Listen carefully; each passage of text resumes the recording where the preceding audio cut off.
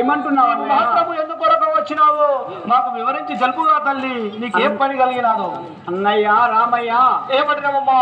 మీ ఇంటి వద్దకు వచ్చినావు.